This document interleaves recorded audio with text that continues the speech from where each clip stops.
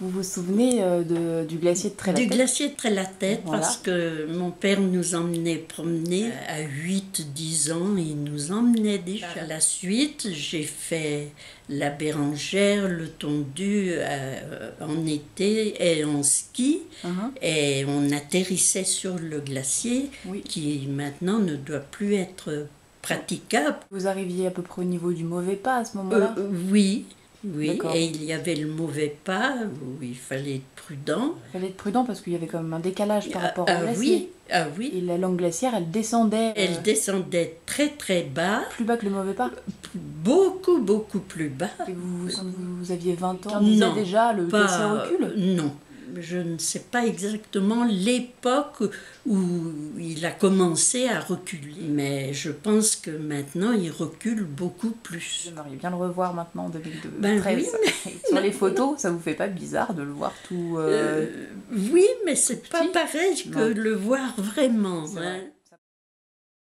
Le glacier, tu l'as vu évoluer, mais pas tant que ça finalement. Non, parce que quand tu y vas très régulièrement, le recul, il était relativement imperceptible jusqu'à, allez, je vais dire ces 5-6 dernières années. Au niveau de la langue terminale, là, ça a vraiment ça s'est fracturé. Il y a eu grottes qui se sont ouvertes. D'ailleurs, c'est magnifique quelquefois. Dans le cadre de ton travail, avec les gens, tu passais sur le glacier pour monter oui, au refuge? toujours. J'ai commencé mon guide début des années 70.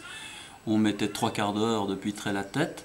On arrivait sur le glacier. Assez souvent, on mettait les crampons sur le glacier et on ne quittait plus les crampons jusqu'au sommet des Dômes de Mireille.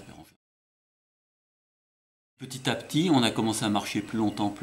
Dans les années 5, le glacier était relativement plat, sauf les séracs qui étaient bien, les séracs de Trélagrande, je crois, qui étaient bien accentués. Maintenant, ils sont complètement érodés. Il fait pratiquement plus d'école de glace. Alors qu'avant, c'était un beau terrain d'école de glace. Des lames de glace qui faisaient 10-15 mètres.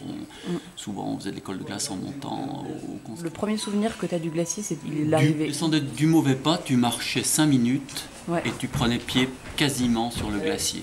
Ça, c'est les années 70. Le glacier était blanc, tu marchais sur de la glace blanche. Au fil des années, mais là aussi, c'est imperceptible. On ne plus que des pierres. Le glacier de Trélatête a été aussi un des berceaux du ski et du ski alpinisme, ce qu'on appelait le ski de printemps. Les Parisiens aisés montaient à Trélatête, chez Serette, enfin chez les parents, et puis passaient une semaine, 15 jours à skier sur le glacier de Trélatête, avec des guides locaux. Le col des glaciers, qui à l'époque était, maintenant c'est minable, le col des glaciers, c'est sec, c'est raide, alors qu'avant, le glacier était beaucoup plus haut, donc les pentes étaient moins accentuées, donc on y skiait beaucoup plus facilement. À la fois, il faut en rigoler, mais c'est très... C'est inquiétant. Les glaciers ont perdu de l'épaisseur de la substance, mais les crevasses ont diminué aussi. Je me suis aspirant guide gamin, m'être foutu dans des crevasses 1 heure au-dessus des conscrits, alors que maintenant, tu es sur les cailloux.